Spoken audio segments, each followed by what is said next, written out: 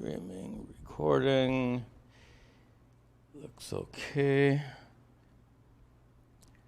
All right, let's begin.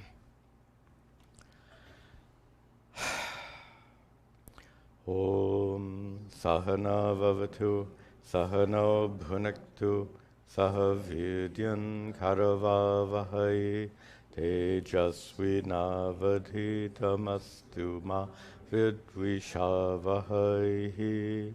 Om Shanti Shanti Shanti. Om.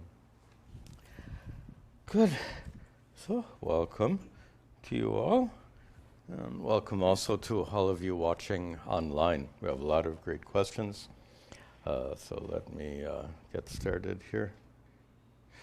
First question is from Vic, who lives in England. How does prarabdha karma interact with one's free will?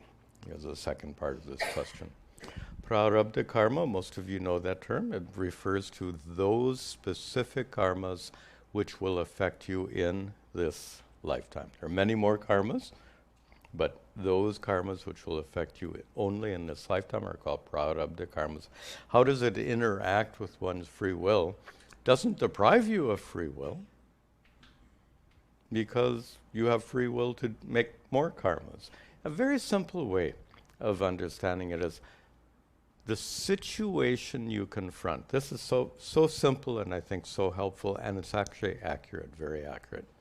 The situation you confront is due to two factors.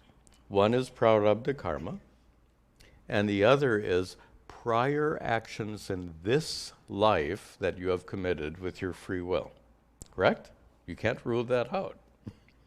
So whatever situation you confront right now is due to these two factors, prarabdha karma and your past intentional actions.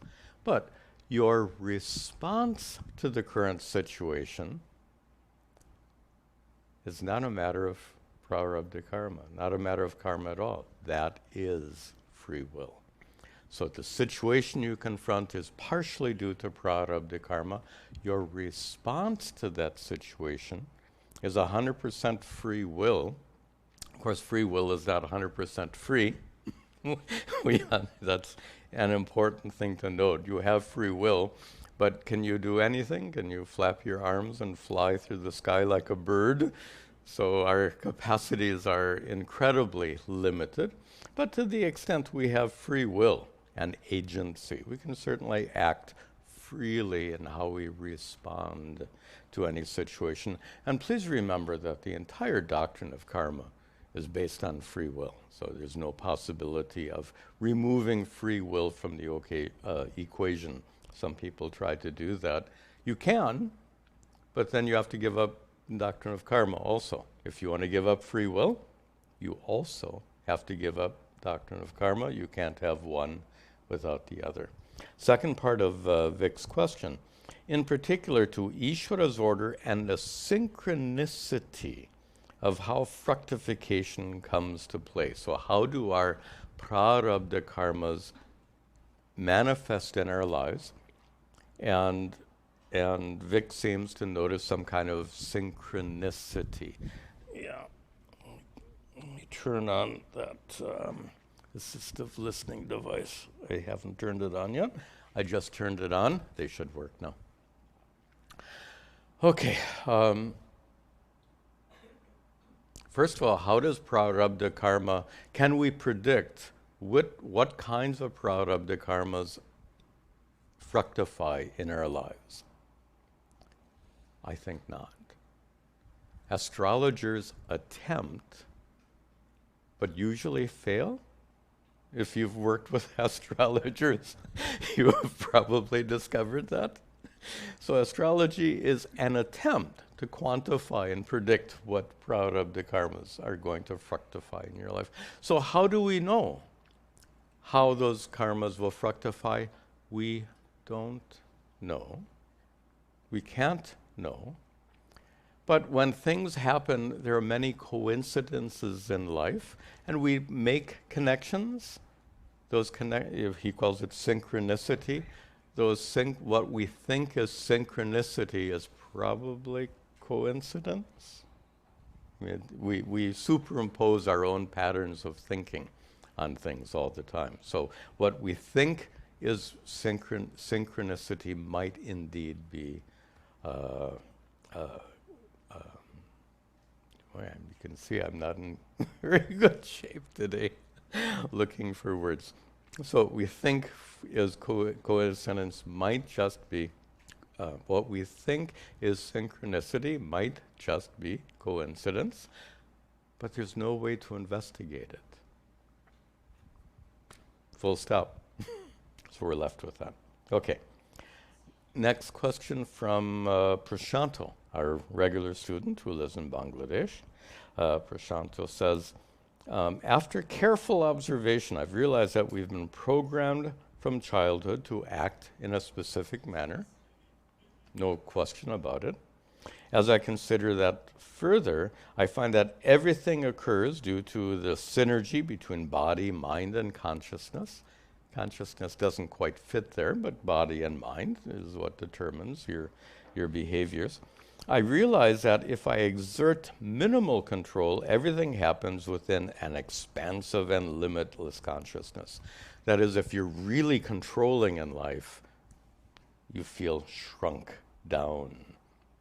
If you don't be so controlling in life, if you relax, the American expression nowadays is chill, then you feel more of a sense of expansiveness.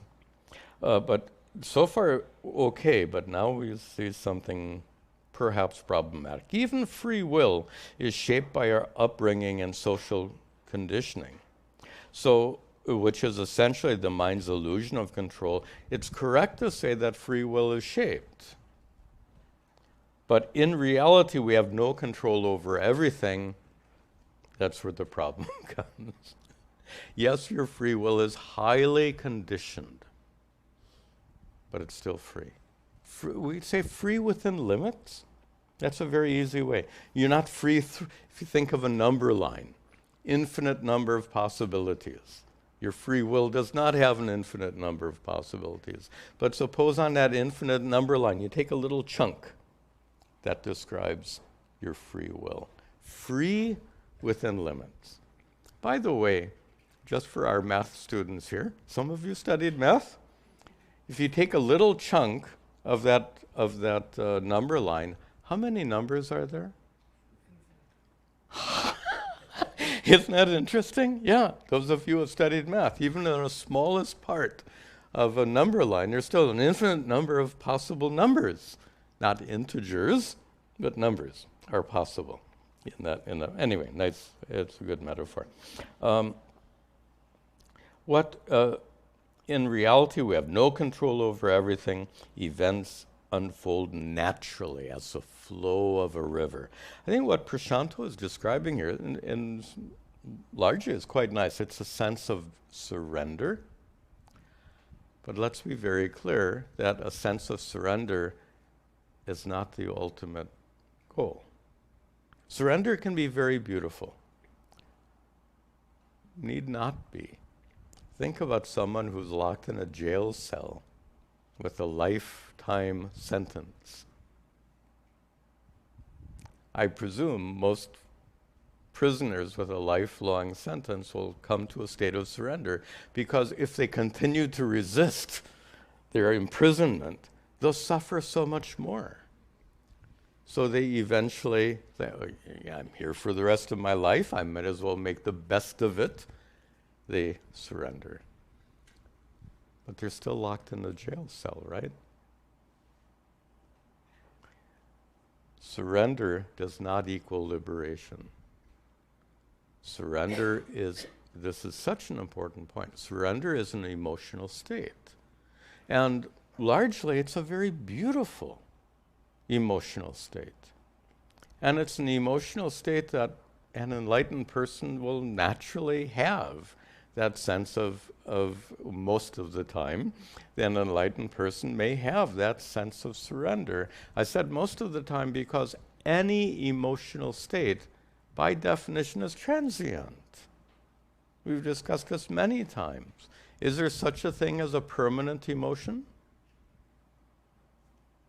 Surrender is an emotional state. There's no such thing as a permanent emotional state of surrender. Okay, enough said. Next question from Shravan, who lives in California. From last week's satsang, I understood that karma theory is considered a belief, which implies it may or may not be true. I have a feeling I've shook up some people by saying that. But this, remember, you're listening to a teacher of Advaita Vedanta. For an Advaitin, truth is Brahman, not karma. Everything in the world, let me put it in different terms, everything in the world has a relative truth value. Only Brahman and your non-separateness from Brahman has an absolute truth value. So, doctrine of karma is a way of understanding the world, as we've discussed many times. We can't prove it, we can't disprove it. It's a belief system. If this is the case, how should we understand the disparities of birth and life circumstances, which are typically explained as a result of karma? You can definitely, there are huge disparities among people. Most of us were born in very advantageous situations, but people throughout history have been born into god-awful, terrible situations. And often we attribute the conditions of your birth due to prarabdha karma. But you say, but that's a belief. Okay. You can believe it, you need not believe it. As we've discussed, the value of a belief is if it's helpful. If it's helpful for you to believe that the circumstances of your birth are due to karma, believe that. Of course, if you give up the doctrine of karma, then how will you explain it? From a scientific standpoint, the circumstances of your birth are completely random. And if you're comfortable with that, no problem. Yeah. So what are the circumstances of your birth? Completely random? Possible. Due to prarabdha karma? Possible. What's most important is that you be comfortable and reconciled with the circumstances of your birth. And for many people, especially for Hindus, the doctrine of karma is exceedingly helpful in helping us be accepting and reconciled to whatever is the circumstances of our birth. Next question from Mary. Mary lives in Austria. How can you tell if your development of vairagya means dispassion. How can you tell if you are simply stuck if your vairagya is developing, or if you're stuck in a phase of smashana vairagya? Now, many of you know that term. Some of you may not know that term. Smashana is the Sanskrit, I think it's used also in Hindi and other languages, for burning grounds, where bodies are taken to be cremated. So for this reason, the term has come into usage. Smashana vairagya is a kind of dispassion you get at the burning grounds. And what that's meant to conjure in your mind is the feeling when your mother or father's body is being burnt in the ashes, or your wife or your son or whoever, someone dear to you has died, and you're watching their body be consumed by the flames. How do you feel? Complicated feelings. One aspect of those feelings is called smashana vairagya. This whole world is ridiculous. It's useless. It's horrible. What is the point of life if you end up in in this fire. Well, it's all useless. So this kind of, it's a mood of depression, isn't it? Not surprising that you should feel depressed in such a situation. So that's one kind of one kind of vairagya is that. But obviously that's not a mature form of vairagya, because as soon as your depression lifts, and it may take days or weeks or longer, eventually that goes away, and you're instead of saying life is useless, you're living it up. Right? So that the defect of that so-called smashana vairagya is it's temporary, it's short-lived. The goal, of course, in the tradition of Advaita Vedanta is a mature vairagya. And that mature vairagya is born of dosha darshana, is a technical term for it. When you see the literally dosha darshana means seeing the defects, and specifically it means seeing the impossibility of gaining perfect peace and contentment through worldly efforts. That's mature vairagya. Seeing the impossibility. And it's a matter of understanding, right? It's not an emotional thing. That smashana vairagya is more based on your emotions, is it not? On the other hand, your clear understanding that there's nothing you can do in this lifetime to create perfect peace and contentment in your life, that's a matter of understanding, and that's what's necessary for the spiritual pursuit of Advaita Vedanta. Okay, question from Neil. Neil lives in North Carolina. It's a tragedy that some major Hindu pilgrimage sites in India routinely bar non-Indian and or non-Hindu visitors from entering the temple. Happened to me. Perhaps the most famous example of this is in Jagannath Puri, in Jagannath Temple in Puri, where foreign-born tourists who are not of South Asian descent are routinely denied entry. This is a big issue, especially for followers of this Hare Krishna movement, who are largely Westerners, and for them in their tradition, that particular temple is incredibly important, and there's no way. If their skin is as white as mine, there's no way they'll get in that temple. What are your thoughts about this practice? I find this practice to be deeply despicable, racist, and offensive. I feel it's an affront to Advaita Vedanta's highest truth of Tattvamasi. Everything is right. I cannot but agree. So this is the world in which we live. If you say, but Swamiji, it's not fair. Who said life would be fair? Which is not to excuse it. Please don't misunderstand me. This is not there is zero justification for that. But it's not fair, but fairness is part of life. Here's a comment I've made before. The ones they should keep out of the temples are not those with white skin, but anyone coming with inappropriate dress and 3 cameras hung around their neck.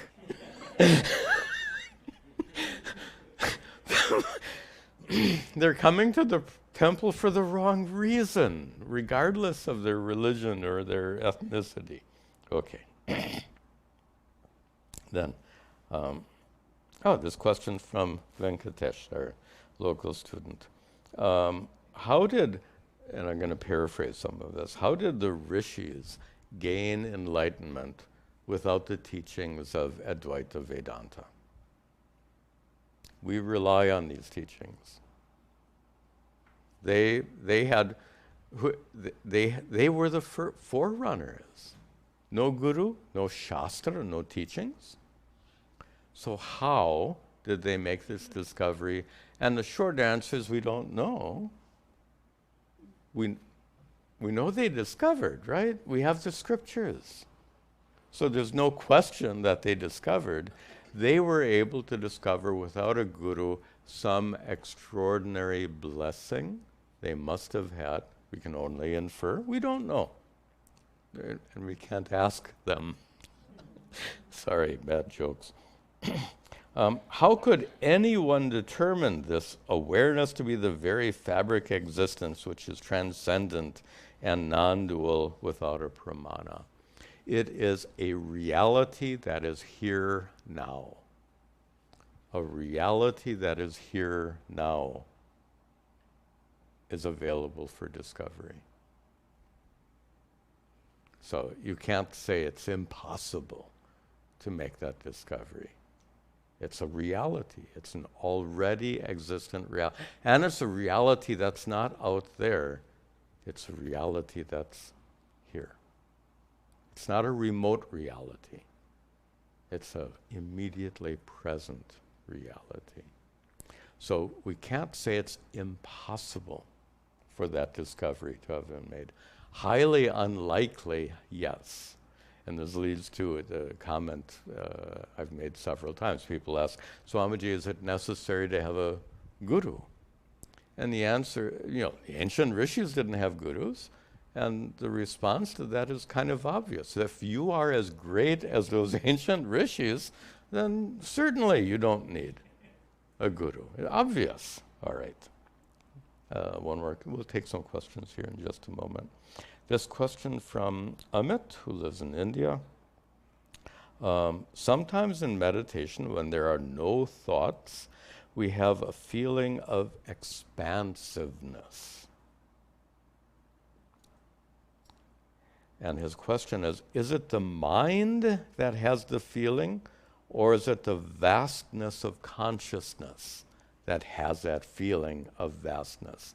Vastness of consciousness is a term that I've used many times. Consciousness itself is vast. No edge, no boundary. It's not stuck inside your body, right? Your body has dimensions. What are the dimensions of consciousness? Dimensionless. That which is dimensionless is infinite, vast. But what about this feeling of vastness that comes in meditation? If you understand Vedanta well, you've already spotted a point. You're having an experience of vastness, which means vastness is the object of experience. Who's having that experience? You, as a conscious being. So really speaking, the experience is in the mind. The mind is illumined by consciousness. So that all-pervasive vast consciousness is illumining the experience of vastness, which is absolutely a mental phenomenon. Consciousness has no feelings, no thoughts, no pain, no suffering, etc.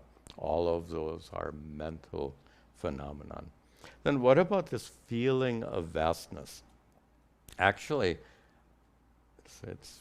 if you're an experienced meditator, it's a very frequent and lovely experience. But it's not the experience of something. It's an experience when something goes away. When you have a really bad headache and it goes away, it feels so good.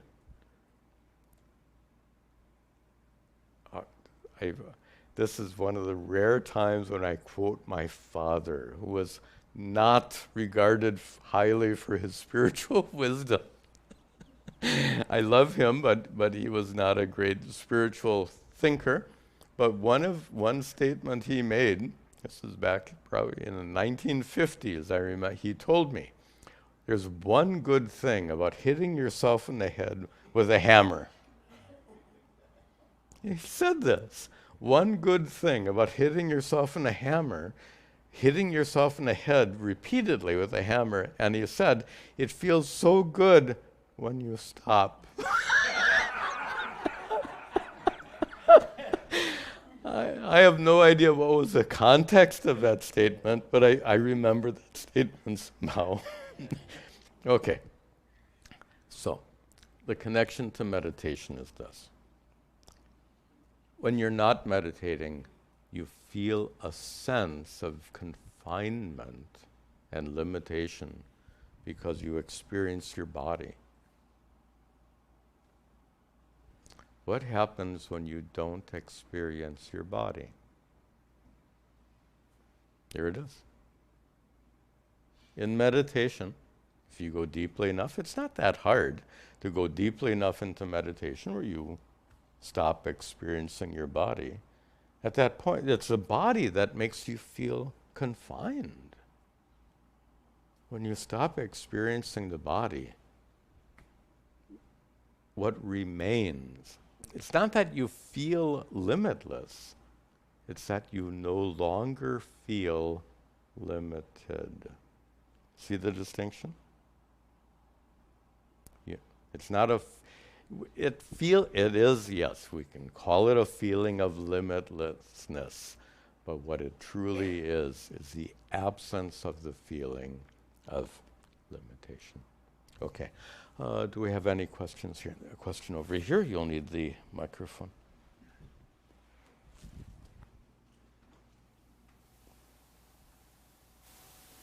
Not working? Okay. Then tell us your question, and I'll repeat it for our online students. Yeah, that's the right one. Yeah, tell me. My question is about devotion.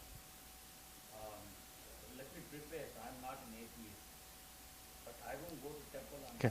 my own. Let me request, make it brief because I have to repeat it for our online students. So as briefly as possible.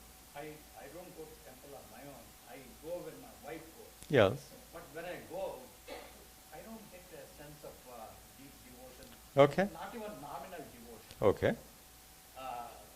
Again, And your question is? do I have is that an impediment No. in my spiritual path? Good. Good question. His question, let me repeat it for you, is oh, thank you. I keep forgetting that. Thank you. His question is, he goes to the temple because his wife brings him along, which is nice. But he says when he goes to the temple, he doesn't feel any particular feelings of devotion. Is that an impediment to spiritual growth? In general, absolutely not. And devotion is such a personal thing. What works for one person may not work for another. It's like food. What one person likes is different from what another person likes. It's highly variable. What is important is some kind, so that particular devotional practice of going to a temple may not be the right practice for you as an individual. What is important, however, is that there be some kind of devotional practice in your life. Some kind. Any kind. I turn this way up. Sorry. Okay. Yeah, bring it. Just check the display and see what it says. Does it say battery level? Okay, low battery. So it'll turn off again in just a minute. So we'll leave it be.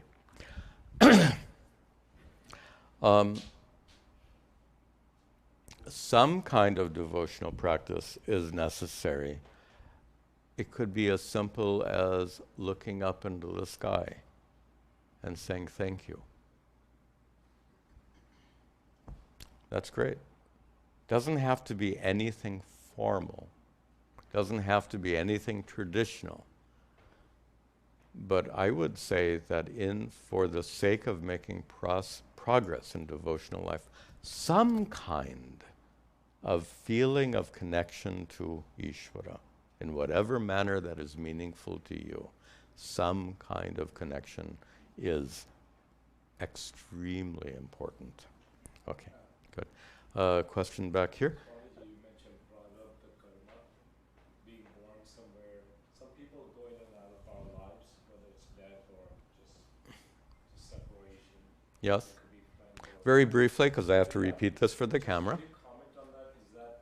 Do you believe that that's attributable to prarabdha karma as well?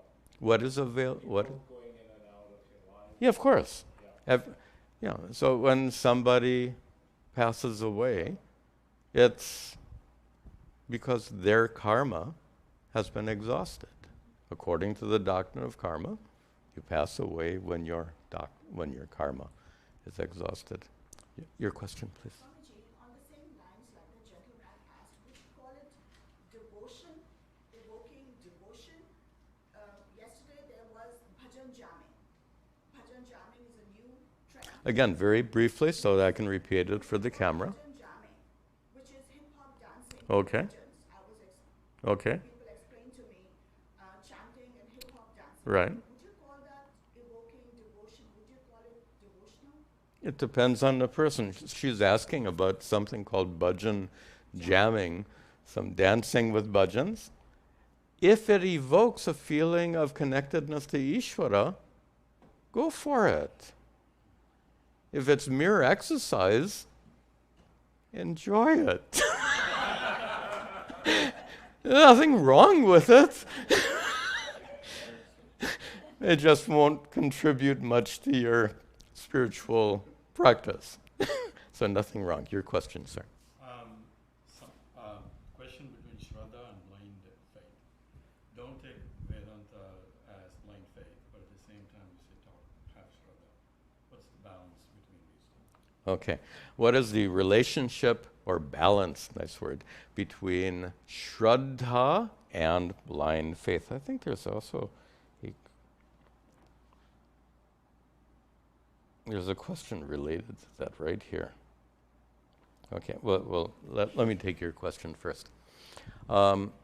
Shraddha is a Sanskrit term, also used in Hindi and other languages, with various meanings. Even in Sanskrit, it has various meanings. We use it in Advaita Vedanta in a very specific manner. And this is worth talking about just for a moment. In Advaita Vedanta, shraddha is not translated as faith or belief or vishwasa, that kind of confidence that it must be true, and certainly not blind faith, andha vishwasa, to define these terms. In Advaita and shraddha can mean any of those in other contexts. In Advaita Vedanta, faith means one definition my guru gave. He chose his words very carefully. So let me give you his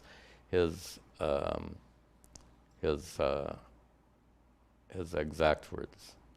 Acceptance pending verification. How's that? Acceptance pending verification. It's like when you were a student, you walked into a lecture hall. When the teacher started speaking, you gave your professor the benefit of the doubt. After all, they got a PhD and they must know, we hope, they must know something. You give the teacher the benefit of the doubt. But that's another expression, which this is not his expression, my expression. Giving the teacher, the guru and shastra, the benefit of the doubt, and then see. It means a pragmatic attitude of, it's not the same as a scientific hypothesis, but comes close. A hypothesis means you have an idea and then you test it to be true. The reason it's not a hypothesis is when a scientist makes a hypothesis, they don't say it's probably true, let me find out. They say, I have no idea whether or not it's correct or not, so let me try. In Advaita Vedanta, we begin with, it's probably true. Why is it probably? Benefit of doubt. It's probably true. Why? It's in our scriptures, scriptures which have survived the test of time, scriptures which have been followed and tested by so many great thinkers over the centuries, and I would say of equal importance, probably true because I see in my guru something remarkable. And what I see is born of these teachings. Notice neither one of them are proofs. Neither one of them prove that it's true. The only way you can prove that Vedanta is true, there is one way to prove that Vedanta is true. The fact that it comes from Scripture is helpful but not proof. The fact that you see it in your apparently enlightened guru is helpful but not true, but not proof. The only proof is when you use Vedanta and get enlightened. That's proof. And if you don't get enlightened, that's not disproof. Because maybe the problem is not with Vedanta. The other possibility is also there, right? Okay, let's take 2 more questions here. We'll finish up for today. This question from Vishwajit, who lives in Bangalore. In Kaivalya Upanishad, I mentioned that the ahankara is really the owner or performer of actions and therefore is the experiencer of the fruits thereof. How does the term jiva fit in here? Is it synonymous with ahankara? These words are really nuanced. And both of them, jiva and ahankara, are absolutely as used in Advaita Vedanta. They have so many layers of meaning. There's no, it's been pointed out by many people, they're untranslatable. There is no single English equivalent for jiva or ahankara that captures the full depth, all the layers of meaning of jiva and ahankara. So let me try to give you a nuanced definition. Jiva literally means living being. In Advaita Vedanta, it's used more specifically to describe you as a conscious being prior to enlightenment. You as a conscious being prior to enlightenment. Prior to enlightenment means you're identified with the body and mind. So you as a conscious being identified with body and mind, that is a Vedantic definition of jiva. Many other meanings are there. This is our, in vernacular languages, sukshma sharira, the soul or subtle body that is said to travel, is sometimes called jiva. Jiv. What do you say? Jiv, chalta hai, something, some expressions you use in Hindi. But that's not our Vedantic our Vedantic usage. Ahankara, which I talked about, and it's not, even to say ahankara is the performer of actions, that's even not an adequate definition. Again, it's too clumsy of a definition. It's not, why can we not say ahankara? I'm going to make a bad Vedantic joke. You're driving a car, you have an accident. You're talking to the other driver, and he wants your driver license information, all of this stuff. And you say, you know what, I didn't do it, my ahankara did it. That's my bad Vedantic joke. That is a cop-out, and it certainly is not correct, but that's the language that Vishwajit used here, but that joke makes it clear how that language, it's not that the ahankara caused the accident. Ahankara is our technical word. We translate it as ego, but that's such an inadequate definition. It literally means aham karoti iti ahankaraha is how we defined it in Sanskrit. That which creates the sense of being an individual being, an I. That which creates the sense of I-ness inside you is ahankara. Ahankara is a mental event.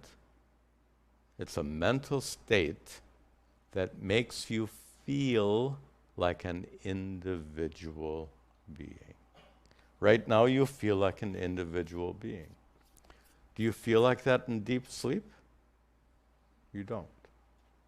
Ahankara is present now. Ahankara is absent in deep sleep or in deep meditation, other states of absorption. So these are technical terms. And just a comment here. One of the most important things I learned from my guru is how important it is to fill these words, these technical terms that we use in Advaita Vedanta, to fill them with meaning. Deep, precise, clear meaning. One of the big problems, many of you have had this experience. You go and you listen to one pravachan, one lecture, and another lecture. You read one book and another book, and they're all talking about Advaita Vedanta, but it all seems so fuzzy to you. If you've had that experience, most of you, I think so. I certainly had that experience a lot before I met my guru. Only after I studied under his guidance did all of this become clear, mostly because he was so careful in his use of language, making sure that we use words carefully, precisely, with full meaning. And for that reason, he never, ever used words like soul. Because what is soul? What an imprecise word. So he just never used it. It causes more harm than good to use a word like that. Okay, one more question, we'll wrap up. This also goes back to your question, sir. This question comes from Preksha. Preksha lives in Pune. I'm trying to understand the truth about my existence, and I feel a need to establish something as true to feel comfortable in letting an idea in from my thought and behavior. I think what Preksha means is that she wants to have certainty. What is truth? Science feels true in that I can observe it and predict things, but it also has limitations, correct? With many Hindu concepts that are so fundamental in Vedanta, like Sharira Traya and the law of karma, these things don't seem true in the same way that science is true. We just got done talking about doctrine of karma, so which is a belief system. She mentions Sharira Traya, which includes the Sukshma Sharira, the traveling entity, which is highly intertwined with the doctrine of karma. The two go hand in hand. Doctrine of karma and the subtle body, which leaves at the time of death and assumes another body. All of this is part of the doctrine of karma, the belief system karma. And Preksha says, it doesn't seem true in the same way that science seems true. I agree with that. Science is verifiable. Doctrine of karma is not verifiable.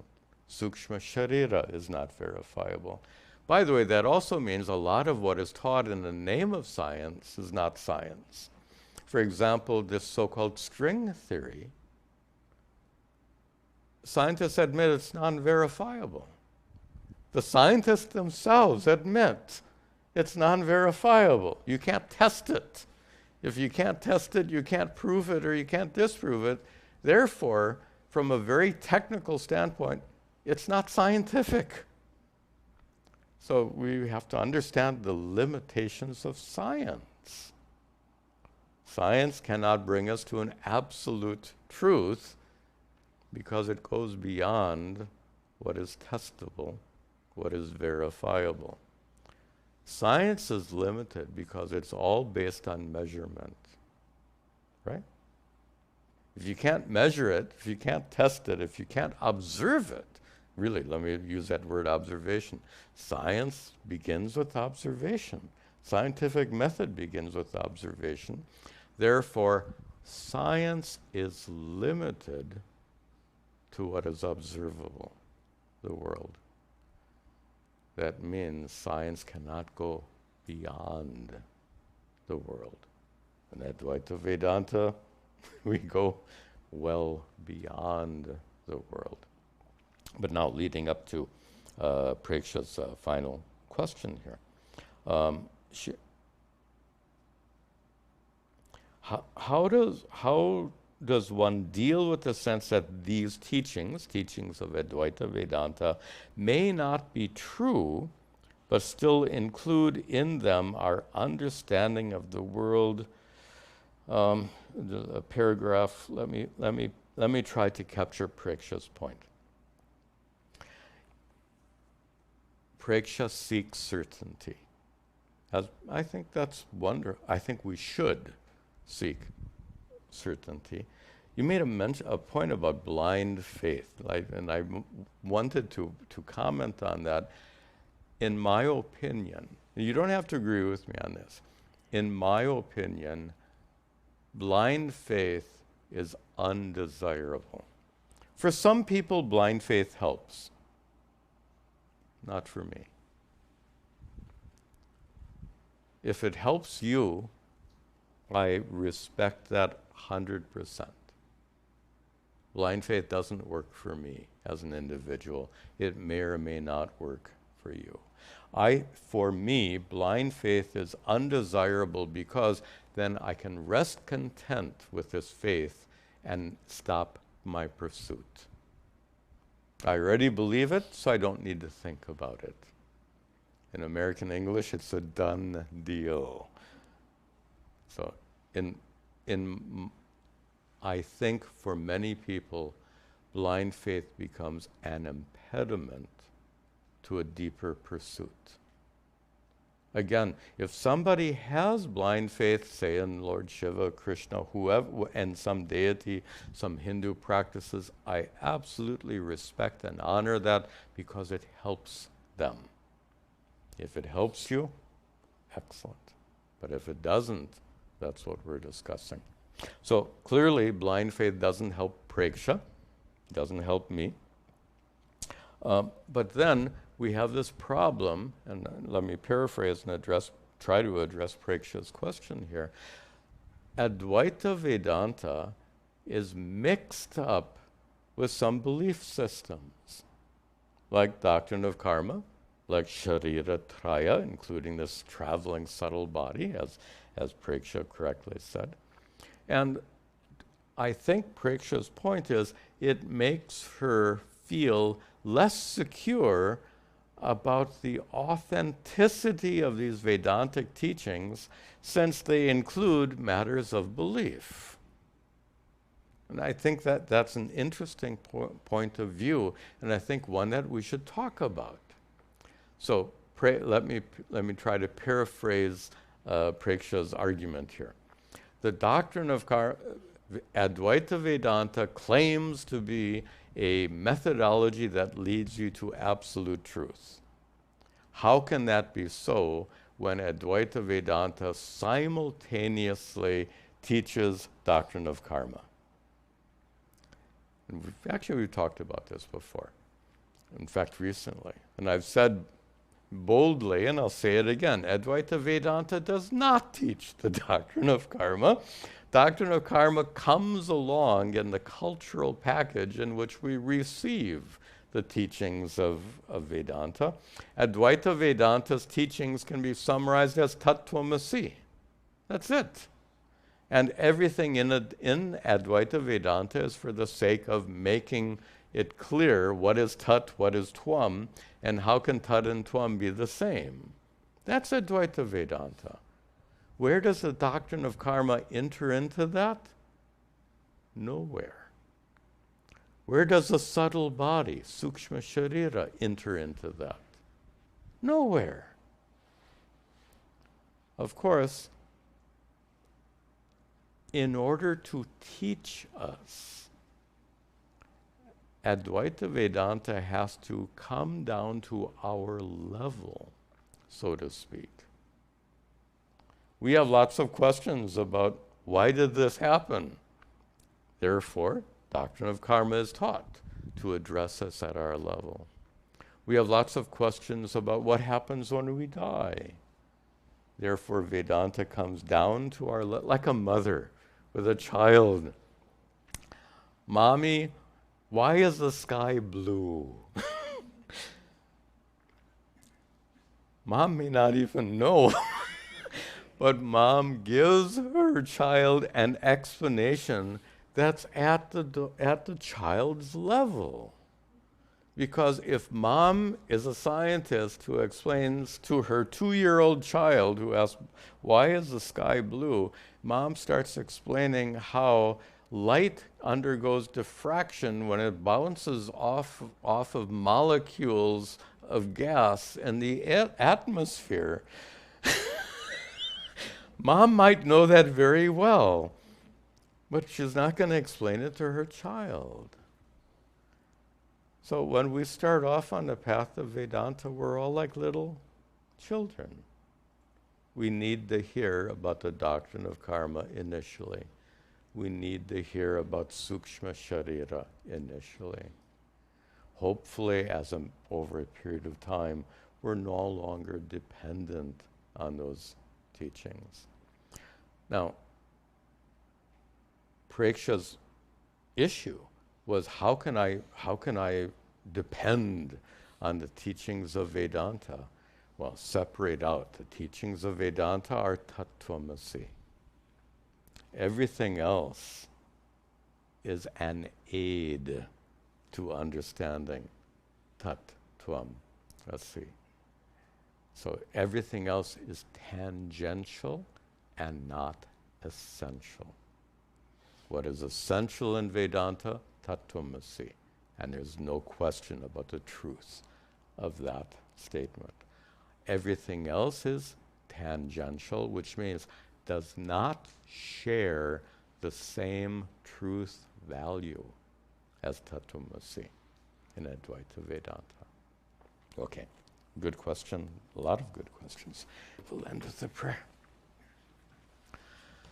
Om sarve bhavantu sukhinaha sarve santu niramayaha sarve bhadrani pashyantu ma kaschad dukkha bhag bhavet asato ma sadgamaya tamaso ma jyotirgamaya mrityorma amritangamaya.